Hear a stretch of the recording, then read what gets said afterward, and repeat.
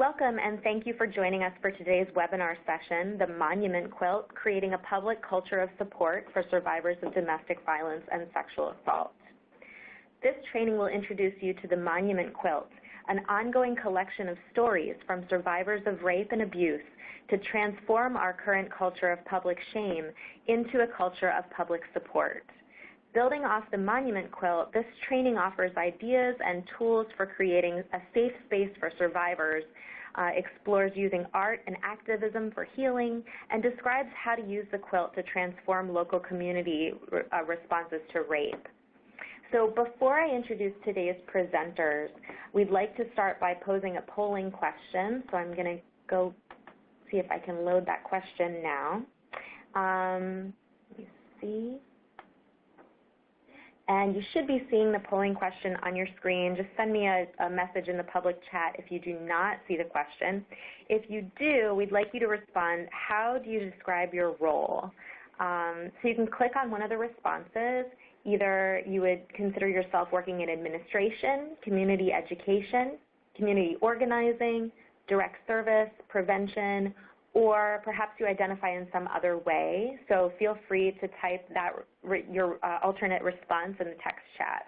And this is just to give us a better sense of who's in the room so that the presenters can tailor their presentation accordingly.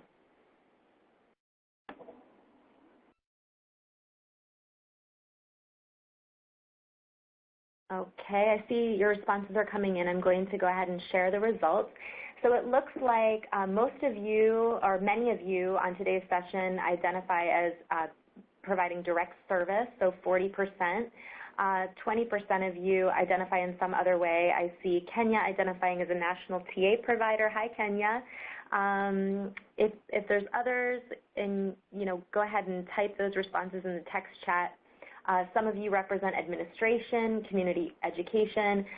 20% of you represent community organizing.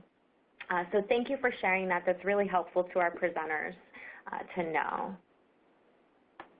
Okay, going back to our PowerPoint, I'd like to give some background about our presenters. FORCE, Upsetting Rape Culture, is a creative activist collaboration challenging and changing the mainstream conversation about rape using social media and public art events. FORCE was founded in 2010 by Baltimore-based community organizers, activists, and artists, Hannah Brancato and Rebecca Nagle, to create a more public, difficult, and honest conversation about sexual violence. FORCE's work has been covered by the New York Times, CNN, MSNBC, the Huffington Post, NPR, and more. So right now, I'd like to go ahead and turn it over to Rebecca and Hannah. Thank you so much, and please remember to unmute your lines.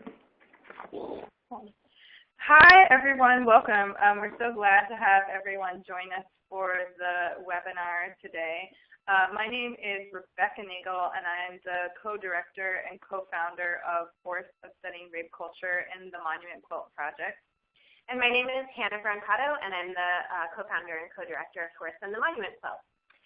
So first things first, we use a lot of social media in our organizing strategy, and so the first slide that you see is a hashtag Not Alone and Monument Quilt, which you can use throughout today's presentation, and also generally if you end up doing quilt making workshops, posting images, you're always welcome to use these hashtags, and our Twitter handle is @UpsettingRape. So we always encourage people to share on social media to help spread the word of the Monument Quilt.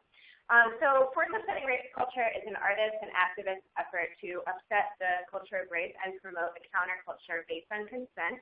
And so before we start talking about the Monument Quilt today, I just want to give you a little bit of background about who FORCE is and where we're coming from, and a little bit about our tactics. So the primary tactic that we're best known for is something called culture jamming in order to create a mainstream dialogue about consent. And so we're best known for the Victoria's Secret prank called Pink Less Consent, where we pretended to be Victoria's Secret releasing a line of consent-themed underwear as a way to create a mainstream kind of buzz and dialogue about consent online. So we kind of compared their styles that said things like no peeking and using no as a way to flirt. There's also a style of underwear that says sure thing, with new styles that say no means no. And I think what the project demonstrated is by getting thousands and even close to 1 million people talking about consent online, we were able to show that this is actually a conversation that the general public is ready to have. The next culture jam that we did is called Playboy's Top 10 Party Commandments, and as you see, this is an image where we inserted a dialogue about consent into kind of mainstream images of campus culture. And what we did with this project is that we actually highlighted 10 student groups across the country that were doing a good and creative job of promoting consent online. Promoting consent on their college campuses.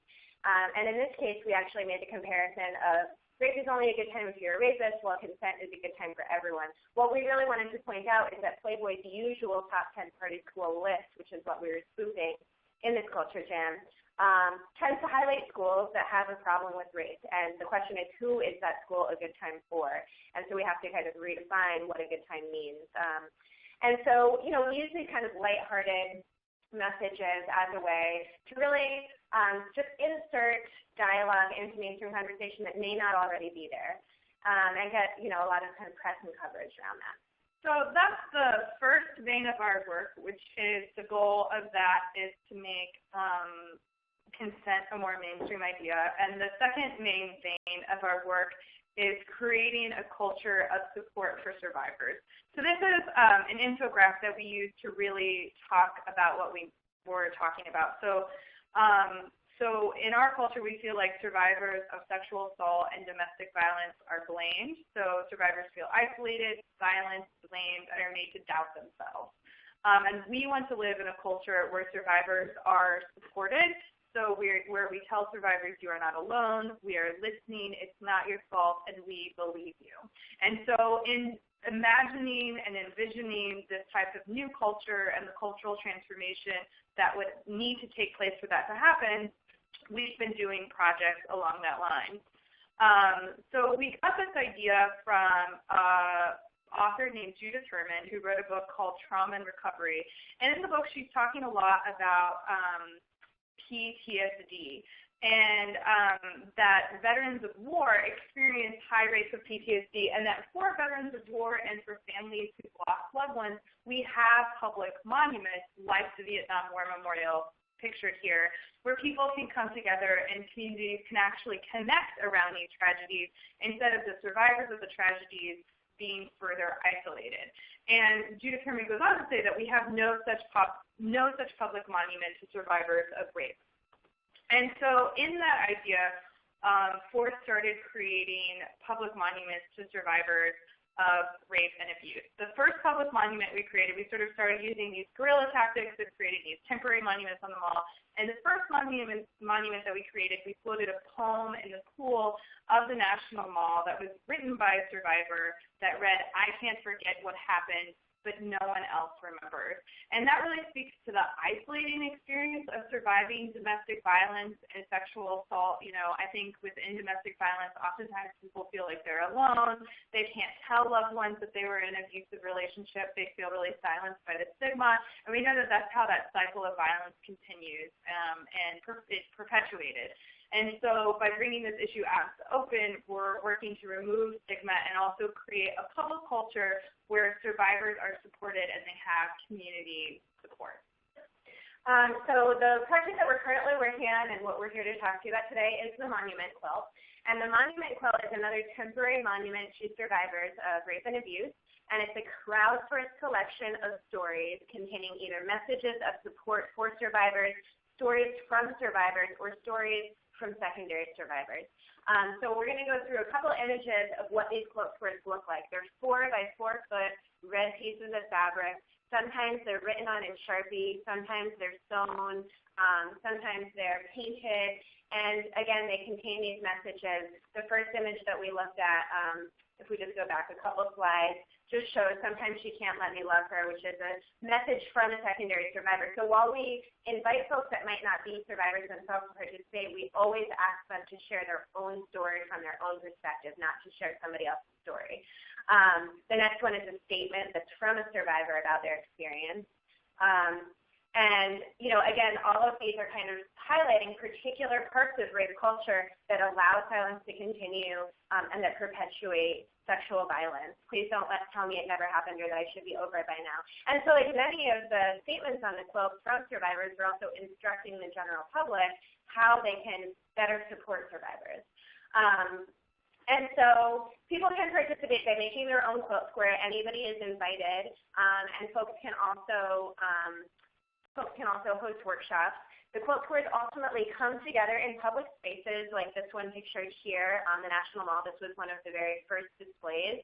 And they blanket public space to create public healing space in which survivors feel safe to come forward, where they feel supported by their communities, and where people are given concrete tools for what it can look like to build this culture of support. The ultimate goal is to blanket the National Mall with 6,000 stories that will spell out the phrase, "not alone." And the quilt display will be up for over 1 week. And that in that 1 week, that 6,000 number represents the number of people who will be assaulted statistically in the time that the quilt is blanketing the National Mall, therefore creating an experience that makes concrete the epidemic of sexual assault that we're always immersed in, but giving people an experience that really mirrors what it means, what it really looks like to be immersed in that environment, in that culture. And so this summer we went on tour to 13 cities and towns, and we created smaller scale public displays as a way to continue to build momentum and get more folks involved in the project. So one of the main points, and it looks like a lot of you do direct service who are on the call that we talk about with the quilt, is that art and activism is healing. And so this is a quote from a survivor who made a quilt square about being abused as a child. And her quote is, "You can't always heal your heart with your head. I've worked in social justice long enough that I don't have any cognitive problems with what happened. I know it's not my fault, and I know I'm not alone. No one has to tell me that. But even when you know that in your mind, it's hard to feel that truth in your body. Working through art accesses a different part of your healing process that you can't always reach through words alone."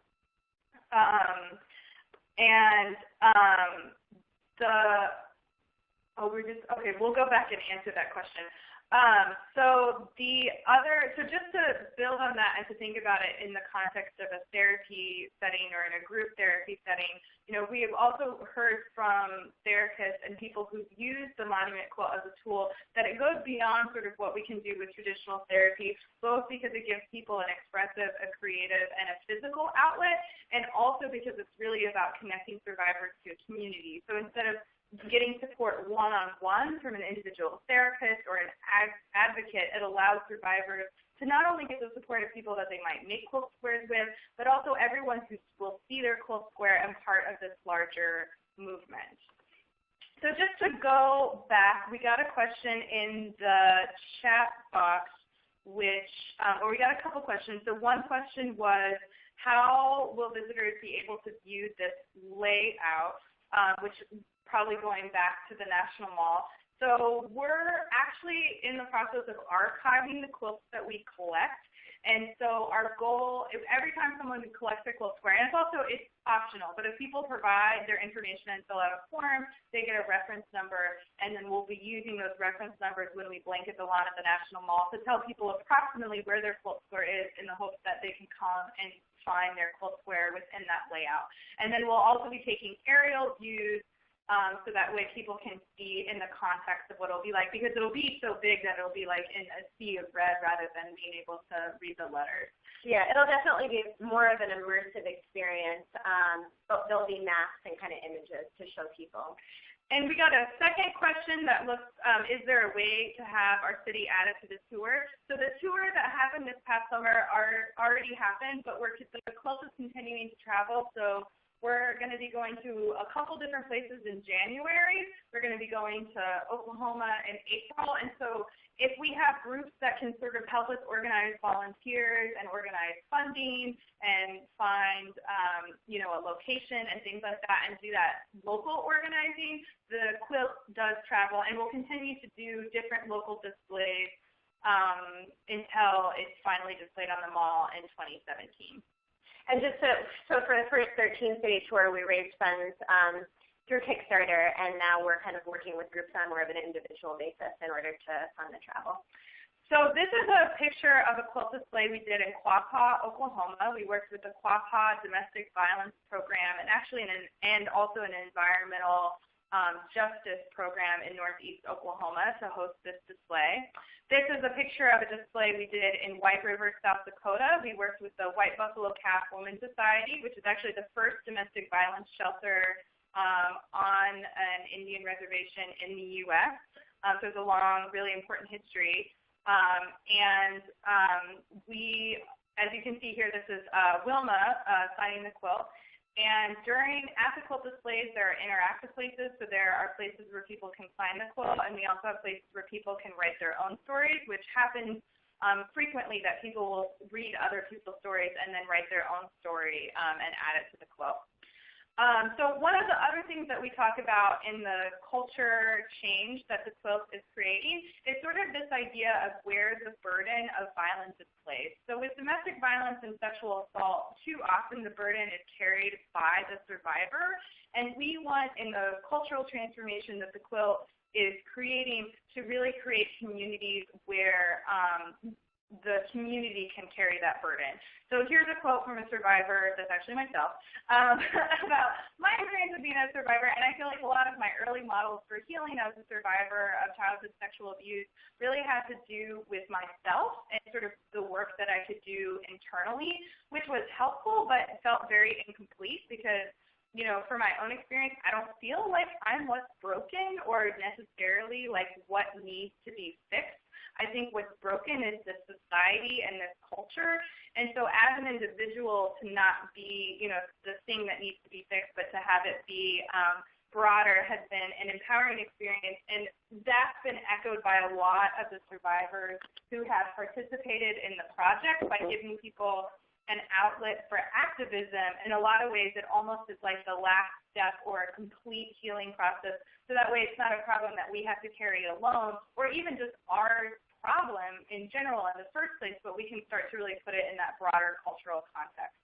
And the other thing that it does is that it shifts the kind of healing model, again, from the individual to the collective.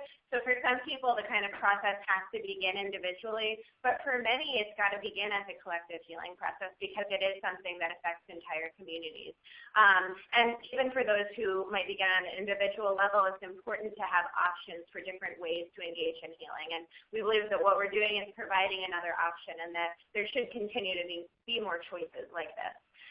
So this is another image from the tour, an aerial photo of Des Moines, Iowa, and Baltimore, Maryland, our hometown. They're on Federal Hill, University of Wisconsin-Oshkosh. So, you know, we partnered on this tour, and here we are at the National Sexual Assault Conference in Pittsburgh this summer. And so we partnered with different groups in each of the cities to coordinate these displays. And so it's important to kind of know what kind of coalitions got together around this. In Des Moines, Monsoon United Asian Women of Iowa organized a really amazing group, including Deaf Iowans Against Violence. And as Rebecca mentioned, we worked with the first domestic violence program on a Native American reservation through this tour. So we're really trying to uplift and highlight voices that might not always be part of the mainstream narrative about sexual assault. As we all know, the media has kind of a one-track mind and can tend to only cover one part of the story at a time, right? So while it's important to focus on, for example, military sexual assault and campus sexual assault, what often happens is that when the media is covering one kind of story, all of the other stories and all of the other survivors can be left out. And so we believe because of the fact that people are telling these stories by and for themselves, that they can, their voices can be the ones that are uplifted. And Mel really points that out in her quote here. Mel is one of the site leaders for Hollaback Baltimore and a longtime collaborator of the Monument Quilt. And she says, what I love about the whole project is the narratives of control by survivors. The diversity of stories on the quilt show how rape affects all people in different ways. When rape victims are discussed in a non-blaming manner, they're generally white, heterosexual, white women. But the quilt squares are made by male victims, people victimized by family members, partners abused by their intimate spouses, and other people that we don't often see in the media to tell an uncomfortable truth. Recognizing these stories is one huge step towards ending rape. So basically, like, breaking down any kind of singular narrative about rape is an important step towards changing it. Which is kind of why we're thinking about a quilt in the first place, in that it's crowdsourced, it's survivors telling their own stories, so it's not survivors' stories being interpreted by the media or retold, but survivors telling their story themselves, and also that the quilt can tell many stories instead of just one. We got another message about bringing the quilt to Rutgers University, and if you just look at your chat box, I sent out our email address, which is upsettingrapeculture@gmail.com. And so we have information about sort of like what does it mean for the quilt to travel and come. We definitely do a lot of workshops and talks at universities, both lectures and quilt displays. So yeah, we would love to get in touch and follow up about that possibility. So a couple more images just of people engaging with the quilt. Like we said, being in the quilt is a very immersive and transformative experience, just like making the quilt squares is a transformative experience. And just one more point to make before we get into like the nuts and bolts of hosting a workshop, just in terms of the big ideas of the quilt and how it relates to the work that you all are doing to both provide services for domestic violence and to prevent domestic violence. We do really see the quilt as preventative. It's both healing and preventative, and we see removing stigma as a really important part in the process of domestic violence ending in the United States. And part of that, or the way that that looks like with the quilt, is that we really need to have communities that can respond adequately. So often communities' response to domestic violence and sexual assault does more harm than good. And the quilt is sort of a tool and a process that communities can go through to start to build up that ability to support survivors. And when survivors feel more able to come forward, more able to have these public dialogues, then it starts to create that cultural shift where domestic violence and sexual assault won't thrive. And so, we've seen in some of these incidents that have gotten a lot of media coverage, like we're from Baltimore, so there was a lot of media coverage of one of our pretty famous football players, Ray Rice, who hit his wife in an elevator, and it was caught on camera. And a lot of the media coverage around it was just like very basic things about abusive relationships that people in the United States don't understand, like why would someone stay in an abusive relationship and questions like that. And so gaining public awareness about these issues and survivors telling their own stories so people can hear what it's like to be in an abusive relationship and the cycles of power and control is part of the goal of the project. Okay, so we'll talk a little bit about how to make a quilt square and how to host a workshop. So what you see here is just a quilt square making instructions. We always recommend that people start by thinking and planning through their quilt. They can make drawings on a piece of paper. They can write their story out before putting it onto fabric. They can think about the design. And people don't have to have an incredible amount of artistic skill to participate. You can do anything from writing in Sharpie on a piece of red fabric to making the most intricate sewn quilt that you can imagine. All of the quilt squares are 4 feet by 4 feet. You have the option of submitting a submission form with your quilt so that we can basically give you a reference number and you can track it once it goes on the National Mall. So people can make the quilt squares individually, and they can also make them in workshops, which is how many people are engaging in the project. And so we're going to talk through what it means to host a workshop, how to organize it, what it looks like.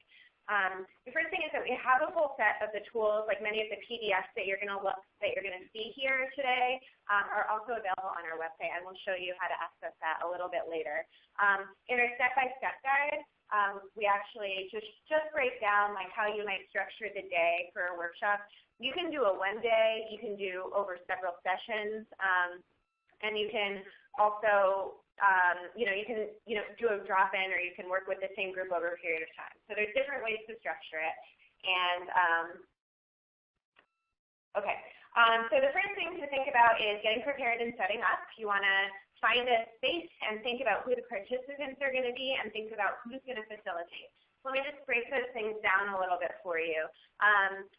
First of all, in thinking about who's participating in this workshop, like I said, you might do something that's more of a drop-in, maybe it's open to the public, and in that case, you would definitely structure the workshop in a very different way than if it was an intentional community that was focused on the LGBTQ community or women of color. These are all ways that people have organized workshops in the past. Male survivors is another way that you might decide to invite people into the space. And so, once you kind of decide who the participants are going to be, are they people that already know each other or not, thinking about who you will facilitate with. We don't ever recommend that people facilitate on their own, no matter how experienced you are in this field, because of the fact that there's just sort of a lot going on in the space. People will be asking questions about, how to make their quilts. They often just the process of making something by hand will bring things up that are kind of deeply rooted in people's bodies that they might not expect. People that might not expect to get as emotional as they often do in the workshops. And so it's really important to have someone that they can set aside with one-on-one to talk with. And the other thing is just to really think about the space, because having an open space where people can kind of move around, where people just feel like they can come and go is really important. We emphasize self-care in these workshops very, kind of centrally to what the focus is. And so, pointing out break areas, having areas where people can do an alternative activity if they need a break, providing snacks so that people can be more social if they need to step aside for a minute. And in terms of coming into the space, you definitely want to point all that stuff out, and certainly, introduce people to the Monument Quilt, to the scope of the project. People are often really inspired by seeing, the image of the National Mall, as like maybe you were if you hadn't already seen that image of not alone blanketing the space. You also want to think about establishing ground rules with the group. So what a space might look like to each of us can vary a lot, especially if you're not working with a group that's already been consistently meeting. And so definitely having a conversation of what does safe space look like for you, so that people can really talk about specifically what works for them and what doesn't. So we have a couple of ideas for warm-up activities, and some of the things that we're going through today, particularly the warm-up and the closing activity, really depend on having a group that all arrives around the same time and leaves around the same time. So if you're doing a drop-in workshop, you'll just want to think about adapting this stuff to that drop-in workshop. But one idea that we have, especially if you have folks that it's a mixed group. Maybe it's not all survivors. Maybe it's survivors and allies. And this kind of thing can work particularly well on like a college campus, is to give people prompts for a warm-up activity. So if they're not sure where to begin with telling their story, this might help to get their minds working. And so 3 prompts that you can work from are I survived by, a survivor is, and how to support a survivor. And what these prompts do is they give people an option, whether they're a survivor or not, about talking about their own personal experience or speaking more, about the overall issue.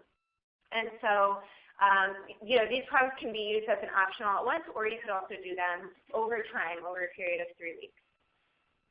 So, all right, the quilts themselves, the process of making the quilts, like as I mentioned before, sometimes making art can feel intimidating to people, and so you really want to break down the process and just let people know that there are a lot of choices in how they can make them.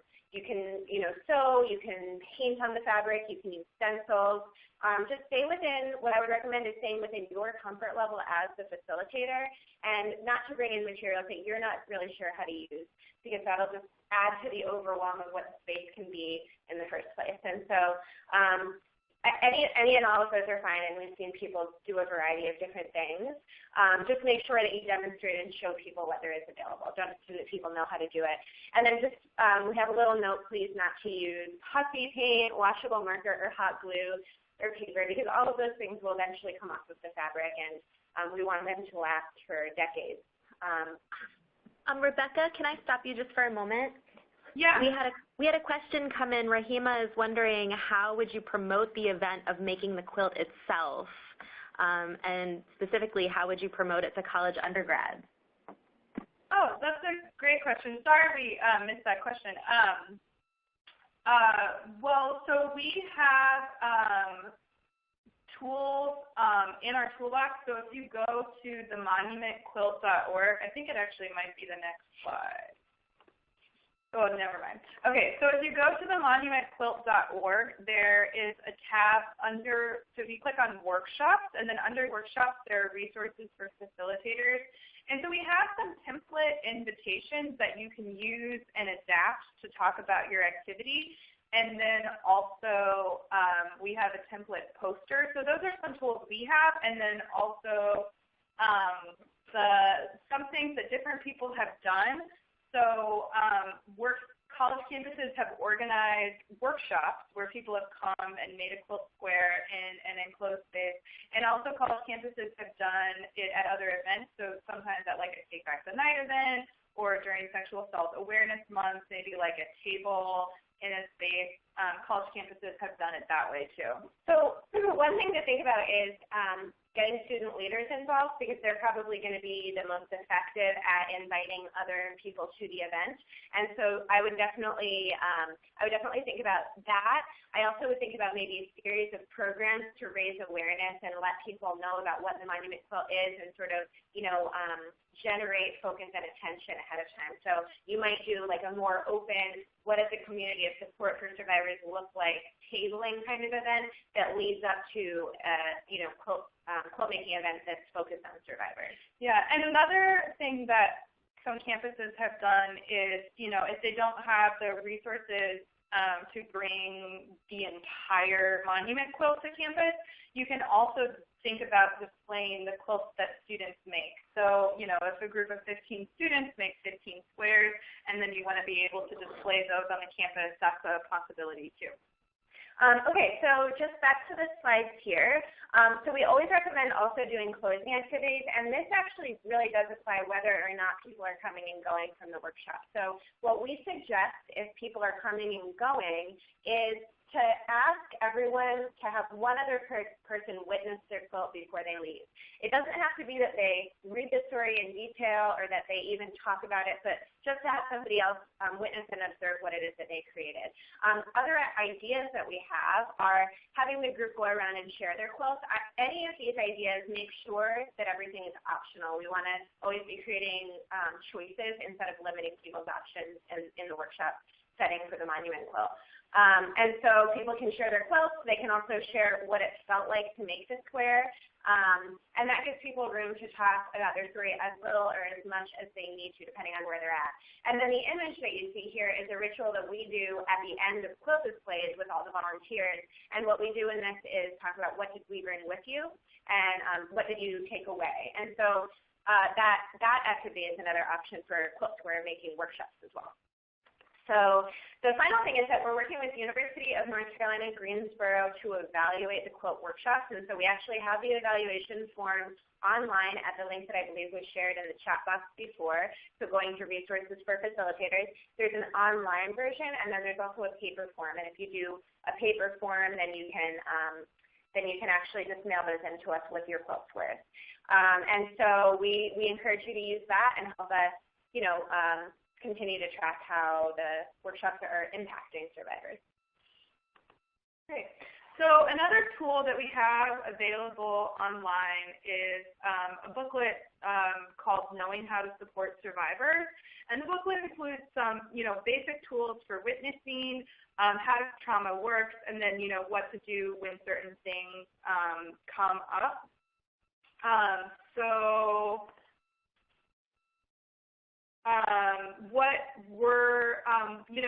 This might be a tool where if you are already a person who does a lot of direct service, it can be things that you know, but it can also be, so maybe it might not be relevant to you in that way if you are already a trained counselor, but if you can think of it as a tool or a resource for loved ones, secondary survivors, family members, or people in your community who might want to step into a leadership role. They might want to co-facilitate the workshop with you. They might want to just have more tools for how to be helpful, and so it can be a resource in that way. But I think it's good information for everyone to know, and we try to lay it out in a way so that the information isn't intimidating, but it's very accessible. So, we think about, like, the best things that you can say are things like, this is not your fault, and I am listening, and avoid, pressing for details or asking questions or expressing judgment about someone's decision or reaction. That happens way too often for survivors of like, well, why didn't you leave? Why did you stay with that person if they're being abusive? And it's really up to the survivor what they want to do about their own experience. And that process of re-empowerment is really important to the healing process. Some other things that we talk about are the giving people choices, and we try and do that throughout the entire project. So, when you're a survivor of abuse, someone took your choices away from you. And so the process of re-empowerment and healing is really about giving people a lot of choices. And so with the workshop, it's good, like Hannah talked about in kind of the nuts and bolts section, to set it up so if people want to start with a writing activity, or if people want to start by just like coloring, or if people want to sip on tea for 20 minutes, or if people want to leave and not finish their quilt square, that like they have all of those options and they feel like they can move through this space in whatever way works best for them. And then it's important to maintain boundaries and also know your own limits. And then here are some basics of just how post-traumatic stress disorder works. So avoidance and numbing, re-experiencing, and some common symptoms of PTSD. And again, this is, I think, a good tool if you're already familiar with these basics of how PTSD works, something that you can share with other people who might not have this information. And one of the goals of the quilt, we keep talking about cultural change and what we want to see happen in the U.S. And one of the things that we hope is a product of this project after, when we look back 5 to 10 years from now, is that people in the U.S. have a better understanding of how trauma works. So we feel like we live in a trauma-illiterate culture where, people will hear about an incident of sexual assault and they'll be like, well, why didn't you call the police immediately? Or like, why didn't the person do this? Without understanding how traumatized people are after those experiences and how much it affects people. And so hopefully through people getting these tools and learning these things, we can be in a more trauma-literate society. And something else that I think is really important about that point is just, in terms of questioning people's choices on reporting, that we also really need to recognize that in our country, people don't have equal access to justice and resources, and the way that women of color are treated is different than the way that white women are treated by police officers, even by hospital staff. The same, applies for gender nonconforming people. And so what's really important in the Monument Quilt workshops is that we're creating a space where we're not reinforcing those same systems that are not serving survivors in outside of that space. So all the tools that we went over are available online. So this is a screenshot of the monumentquilt.org. And if people are interested, you can download PDF on how to make a quilt square and the resources for how to host a workshop that we pointed out. So the last thing we want to talk about, and this will be an interactive portion, or not the last thing, but we're going to have a question, which is about self-care. So we really recommend that if you're planning to do a Monument Quilt workshop, that actually ahead of time you plan to do something nice for yourself, because it can be an emotional experience, it can be a draining experience, and it's really important in doing this work that we take care of ourselves.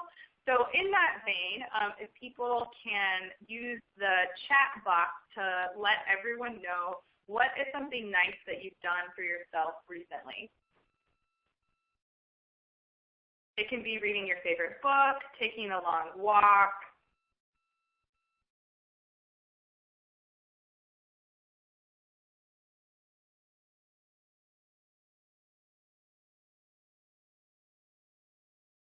I got a 3-month-old cat. I love that. I added new plants to my workspace, yoga, 4 days of camping with my husband. Nice.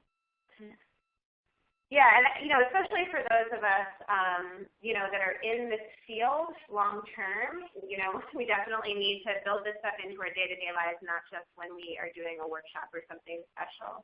All right, received a great massage, had a ladies' day at the spa, getting a gel manicure. Yesterday I treated myself to tea, and a tickle fight with my 2-year-old, shopping. Perfect. So, whatever works for you, we actually do have a handout online that people can use to hand out to the workshop participants who should also be thinking about what are they going to do that's nice for themselves, when they leave. One more, walking, going fabric shopping, and my favorite food. And so the other thing that's important about self-care is that this is really a project that's about being by and for survivors, allies, and secondary survivors. And especially for those of us that are in the field and you're probably hearing stories on a regular basis, if you are working in social services or community education, you want to think about how you're processing those stories, and that should be part of the quilt as well, because this is about communities of support. And so we encourage you, before you do the workshop, to make your own quilt square, and that can be processing your responses to other people's stories as a secondary survivor. It can be you processing your own story, or you writing messages of support. And we think that people are even better equipped to facilitate a workshop after having done that. Yeah, and the model of the quilt isn't, we're the organizers, and then there are all these survivors that we're serving and we're helping that are separate from us. Hannah and I are both survivors. Not all, but most of the volunteers and the leaders of the project are survivors. So it's really this trying to build a movement that is by and for survivors, so that we're all in this together. So creating that shared space, and I know that different kind of ethical issues can come up for a therapist in terms of telling your own story, but I would just recommend, and maybe we can have a conversation for those of you that are in direct service, for how can you create more of like a horizontal space than a I'm in charge and you're doing this, but more that we're doing it together. Yeah. Even given any of the guidelines that you have as a therapist. Yeah, and we have some examples of that too that we'll talk about. So the next thing we're going to talk about is adapting the workshop to your community. So every group that participates in the Monument Quilt is different, and while we laid out the basics of hosting a workshop, it's not a one-size-fits-all model by any means. And so as you're getting started, some things to ask yourself are, who is your workshop for? So is it for a group that you're already working with? Is it a group that already knows each other? Will the group meet once or multiple times? Is the workshop an intentional space for a certain group of people? So some examples of intentional spaces that quilt workshops have made so far are for LGBTQ survivors, teens, women of color, and for male survivors. And another really good question to start with is, have the survivors in the group already shared their stories, or will some be sharing their stories for the first time? And that can help you think about how you want to bring people into the space, because it might be different for people who are starting to share their stories for the first time. And it might be some people who've already told their stories. It might be the first time that they're sharing their stories in a more public way. So you can think about the type of support that those folks would need. Okay, so we're going to go through just a couple of different examples of how groups around the country have adapted the quilt workshops to their community. So the image that you're looking at here is a group photo of VIP Mujeres Women's Support Group, which is from Queens, New York, and a group of Latino women, mostly Spanish-speaking. And the group met over 8 weeks to make their quilt squares. So they actually did a series of activities where they spent a lot of time on the quilt squares and also on kind of dialogue about what it means to be a survivor, what is a community of support for survivors. The really cool thing about this group as well is that the workshops are actually the beginning of a longer series of programs that they continue to do. And so the facilitator, this amazing woman, Lorena, used just the quilt making workshops as a platform to launch a new program that she had been wanting to start anyway. And so did you want to say something else about that? And just the other thing that was really exciting about it was that they, through doing a series of quilt making workshops over 8 weeks, they helped each other on the quilt squares. So the quilt squares and the quilt making became really collaborative. and the women really supported each other. And then when we did a quilt display in Queens as part of the tour we talked about earlier, and you can kind of tell from the photograph, it was this amazing event that was a reunion. People brought their families. People brought their loved ones. And so there was this celebration of them all seeing their quilts on display at the Queens Museum. And so what this group is doing as follow-up is actually hosting a series of workshops for allies to be able to continue to build on that community of support and continue to bring with friends and family members that came to support them at the quilt display. So I think that's a really great example of like what the extended life could be. And it looks like there's a comment about the project being as part of a support group, a great opportunity for group bonding and cohesion. Plus there's an end product and an outcome so that there's evidence of their journey. And again, I think that it's very empowering for survivors to be adding their story to something that's also helping other people, which we'll talk about a little bit more in a minute. So this is a quilt square that was made at a series of workshops hosted by the White Buffalo Calf Women's Society. And again, it's another group that we were able to work with when we did the tour. And so the White Buffalo Calf Women's Society is the first domestic violence shelter on a Native American reservation in the United States. And so it has a really long and important history in the movement to end violence against Native women. And they did a series of workshops, and what was the way that they adapted the Monument Quilt workshop to be more relevant to their community is that there is an important tradition of quilt making in Lakota culture. And in Lakota culture, when you make a quilt, you actually make the quilt to give away and as a gift. And so there were elders that came to the workshop and passed on some of the quilt making traditions.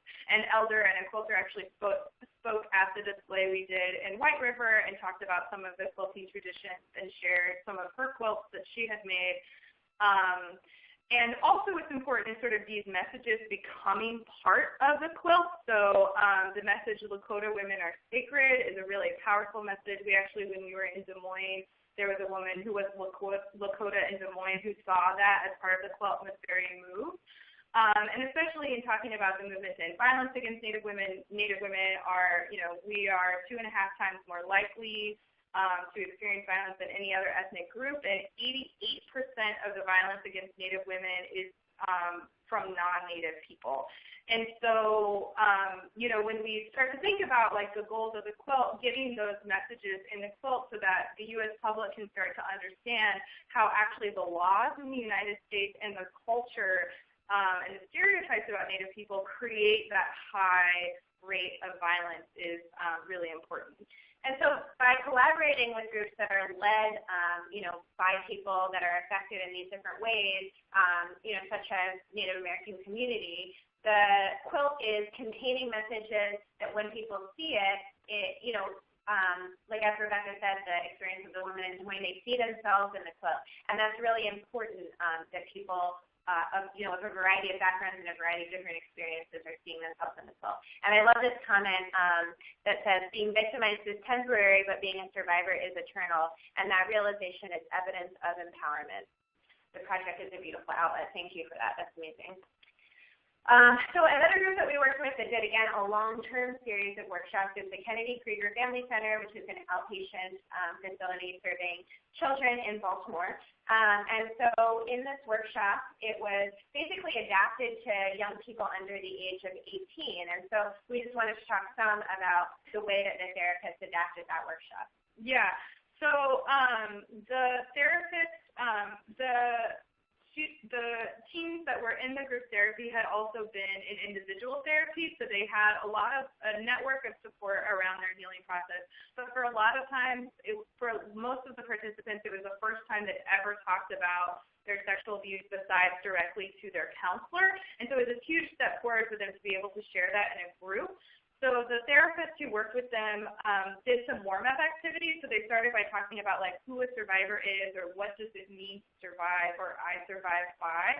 And they made smaller quilt squares with those prompts, and then made larger quilt squares with their own full story on them.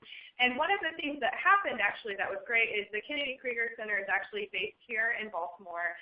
And at the quilt display in Baltimore, the quilts that the teams made were on display, and one of them was photographed and featured in the Baltimore Sun, which is our local paper. And so, the survivor's identity was, of course, protected, but she got to see her story in the newspaper and feel recognized and heard, and also see, her own process of healing help other people. And so, and one of the things that we talk too about working with child survivors, we feel really strongly that you don't have to wait until you're a grown-up to heal. I think a lot of people don't, and it's complicated, because of repressed memory, and if you're still in that family situation, a lot of people don't start their healing process until they're adult. But if there are ways that children can access healing, we really encourage that. But there's more risk and with helping young people, and certainly people need to take more care. And we strongly recommend, even though working with adults, we don't say that there has to be a professional there. We do say that if there are minors present, we strongly recommend there be a professional therapist present. The other thing that that the therapist who facilitated the Kennedy Krieger workshop did is just changing some of the language. So talking about, for example, telling your own story to help somebody else, as opposed to this kind of lofty cultural shift. And so that leads really well into the next point, which is a little bit of a reflection. This is another time for feedback from the group. To think about, who was your workshop for?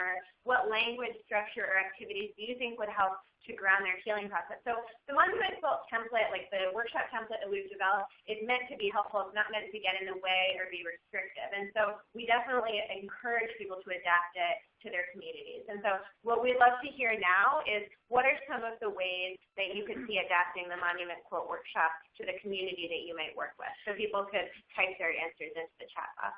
Or maybe, Casey, could we also maybe hear some people, if anybody wants to raise their hand and it's called in, maybe we could also hear some people's voices too. That would be exciting. Yeah, absolutely. So anybody who has a question, you can feel free to raise your hand by clicking on the little hand symbol that's next to the dial-in number in the top left corner of your screen, and then I can call on you, or you can feel free to just unmute your line yourself by pressing *6. So if you have a question or a comment to share, please feel free to press *6. And maybe we can just start with the chat box with the first question, because I know it's a lot to think about. If people just want to start with the chat box or by unmuting themselves with, who is your workshop for? So it sounds like some people are already thinking about the college campus environment. For those of you who are in direct service, you might be thinking about a support group. Oh, wow. Okay, so Kenya says I could do a monument quilt that focused on pregnant survivors of sexual assault. So that's a really important topic, and those are stories that I don't know are visible yet in the monument quilt. Yeah. So what are some ways that what are some ways that the workshop might need to be adapted with this in mind? Anything come to mind, Kenya?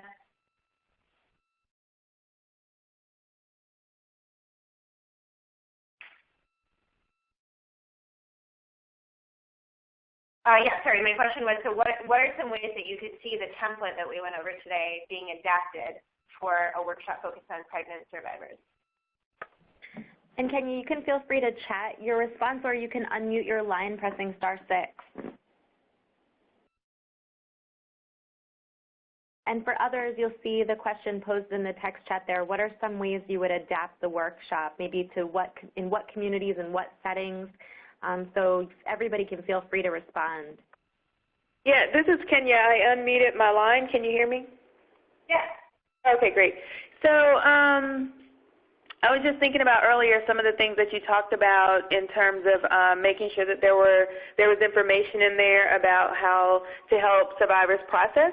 I'm a birth doula, and so I've been doing some work around trauma-informed birth support for pregnant survivors, and I've been reading the book Survivor Moms, which talks about how some pregnant women who've been survivors of childhood sexual abuse, how their pregnancy experience and well woman visits and things like that, how that has impacted them. And so I think it could be a really powerful experience for women to be able to talk about that, because some women, can see the journey through pregnancy, labor, and childbirth, and then breastfeeding with their baby. They can see that as very healing, but then also for some women, they still experience a lot of trauma echoes when they're going through that whole process, and so it could, again, be a way just to help them work through that. So I think that could be one way to adapt it, just to highlight the needs of that population.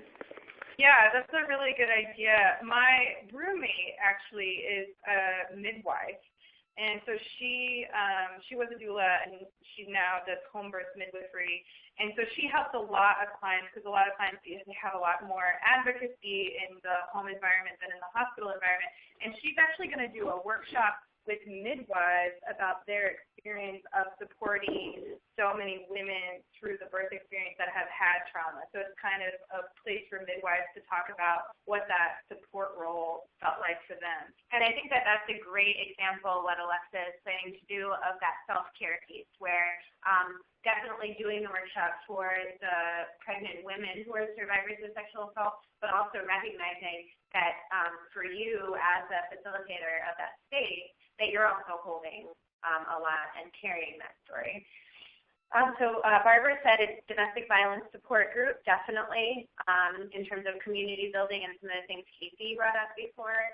And Nina said, I'm thinking of a grad school population. They're often left out of college campuses because they're considered adults. That's a really interesting thought. In terms of, what does it mean to create a support network when grad students can be a little less centralized? Margarita says, we have a support group for victims of domestic violence that meets weekly. They would be thrilled to be involved with something so epic. Thank you. That's great. I love it.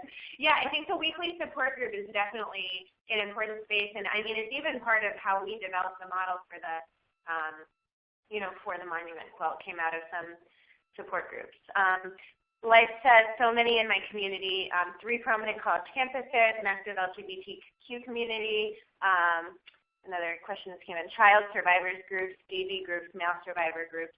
Yeah, and I think that in thinking about a multiplicity of different kinds of groups, really identifying survivors or leaders in each of those communities that can take it on and, again, do this work of adapting it and asking those questions.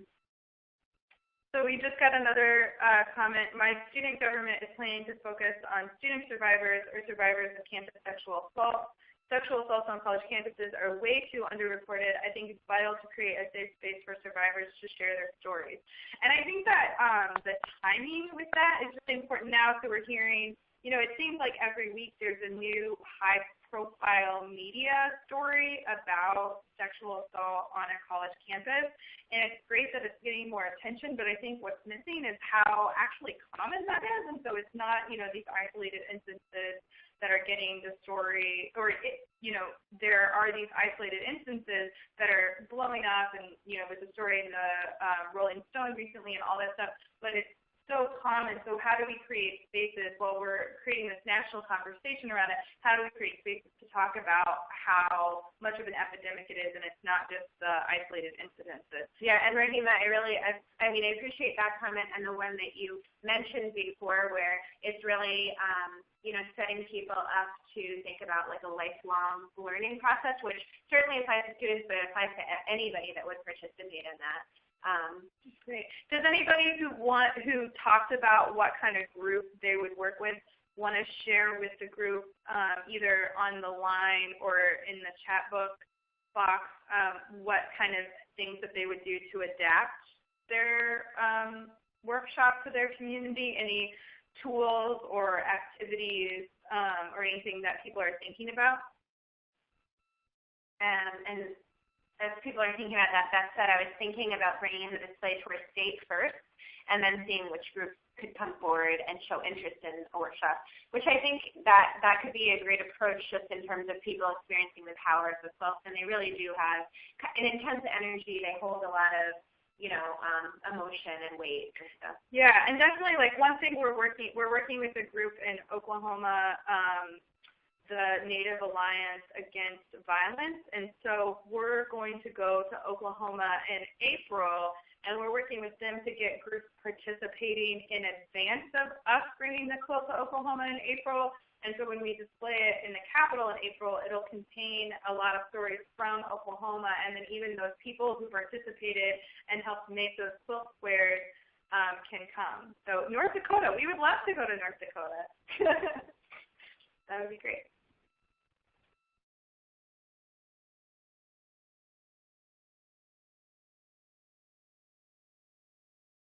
So we got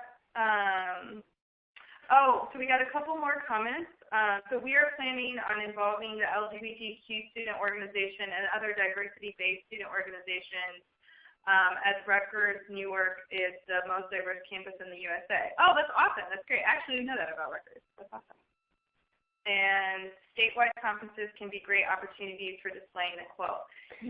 I just wanted to say one other thing, Rahima, about the college campuses is, I think that pulling in a lot of diverse groups is really great, and having those groups start in an internal way by doing that self-reflection, and then maybe they come together and work together. For example, we might be working with a fraternity at North Carolina State University, and one of the things that we're really talking to the organizers about is first the fraternities focusing on themselves before kind of like putting it out in public to other people. And so, again, the buy-in for things staying really central. Mm-hmm. Cool. So I think, does anybody else want to share about what types of ideas they have for adapting the quilt to their community, either in the chat or on the line? This is a great conversation so far. Yes, and we love the idea of bringing the quilt to state sexual assault conferences. Just let us know. We've done trainings for state sexual assault coalitions, but we have not. I mean, we did the Pittsburgh display during the National Sexual Assault Conference, but we would definitely be excited to bring it there. Great. Yeah, and I think, Rahima, I think you're pointing out like having kind of education paired with the display, so bringing in guest speakers from a variety of different groups is a great way to do that, to give people like a broader context for what the issue is. Yeah, and what sexual assault can be defined as, exactly. And I think that the quilt is a really good tool for that, because I think, we live in a culture where survivors are made to feel like their experience is not assault, like exactly what you're speaking to. And so I think when people see the quilt, they can see their stories in the quilt, And so it's not the sort of mainstream narrative we have of a weapon of force. But people can see stories of coercion, stories of power, and things like that, and then it can help them name their own experience.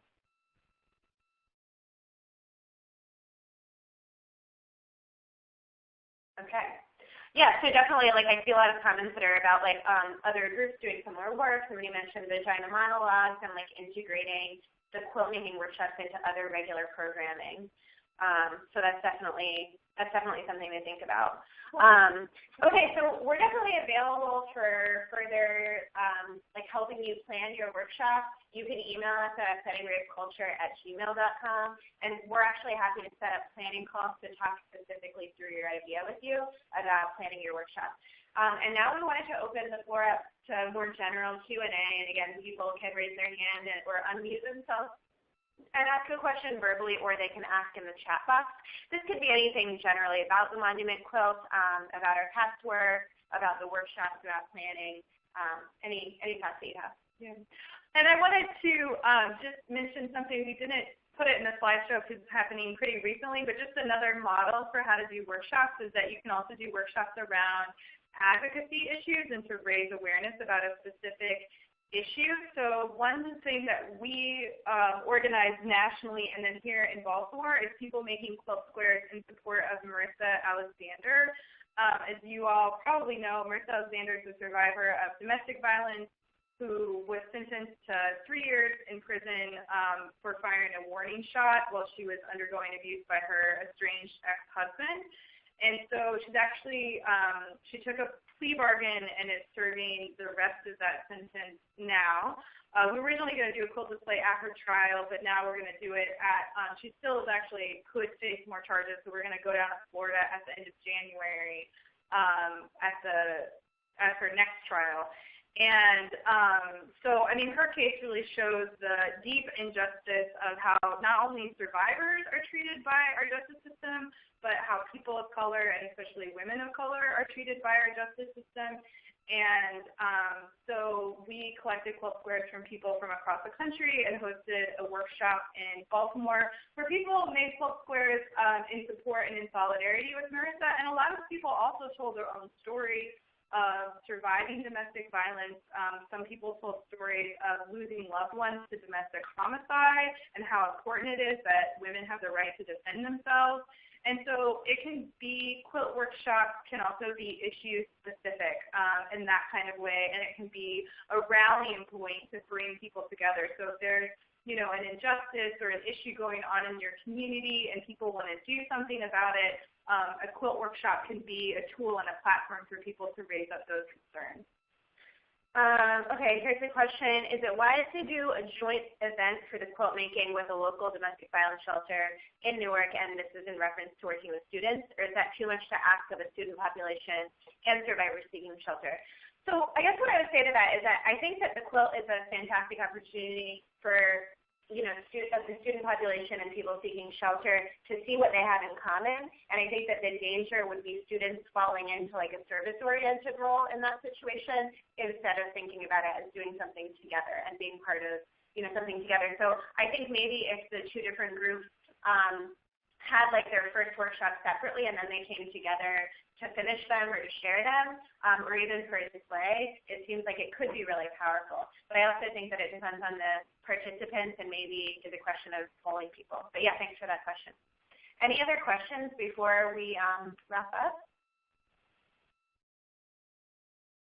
And the other thing that I'll say in terms of a model that we didn't talk about, I mentioned a few times drop-in workshops, and I just want to talk through a little more what that can look like. So if you have a space that's kind of accessible to the public, we have a studio here in Baltimore, and people can host workshops in that studio. I don't know if anybody's local to Baltimore and Maryland, but anybody that is would certainly be welcome to host their workshop here. And basically what we do is that on Saturdays, an organization will co-host, and it'll just be open to the public, and people can drop in and make a square. And we've worked with Holoback Baltimore pretty regularly. There is a group that, you know, most often will kind of open the doors up. And what it does is just like provide an opportunity for a different network of people to come in and learn about the project. And often what happens is that people will start the quilt there in the space and then we'll take it home with them to finish. And so that's one way that you could also think about it. I would recommend setting up a drop-off time and location if you do have people bring quilt squares home, because I think the one thing that we know is we've collected 300 stories, but we're pretty sure there's another like 200 out there that haven't been mailed in yet. So sometimes it can take a little time to mail them in.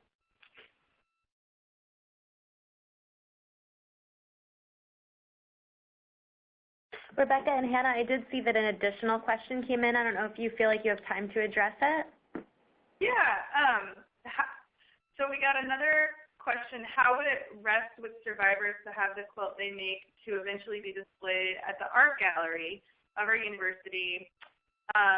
Yeah, I think that, so, you know, most of the quilt displays we've done have been, you know, in public spaces, in community, so, you know, on football fields, in the quad, and at highly public spaces like that. And so I think what's powerful about the quilt is that people can share their stories and remain anonymous, or not. You know, it's up to the individual survivor if they want to put their name on the quilt, where some people do, or if they want to remain anonymous. So I think that having it displayed at the art gallery would be a great space, you know. And one way you could organize that is by having a workshop or having a series of workshops that culminate in that display. And that, I think, would really help your university have a conversation about, you know, these are the members of our community, this is what's happening on our campus.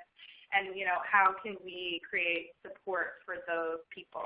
The thing that I would really emphasize is foregrounding that the quilt squares are being made to become part of public healing spaces both in your community and outside of your community, because people can choose whether they want to engage with that or not. And again, you don't want people to end up seeing their story out there when they weren't aware that it would be out in public space. So just transparency is the one thing that I would make sure that. And most people understand when they're making a quilt square that because the Monument Quilt is such a highly public project, that it's going to be seen by other people. For sure. A campus community can certainly be different because it's a tight-knit space. We have displayed our panels at each annual vigil in October with survivors' permission. So Barbara actually mailed in quilt squares that were made with her domestic violence support group that are going to become part of the Monument Quilt, and then will be mailed back after. And so what Barbara's talking about is displaying those quilt squares annually in October. Thank you for sharing that, Barbara, and for adding the quilt squares. We did receive them. We just got them in the mail. We haven't even opened them yet.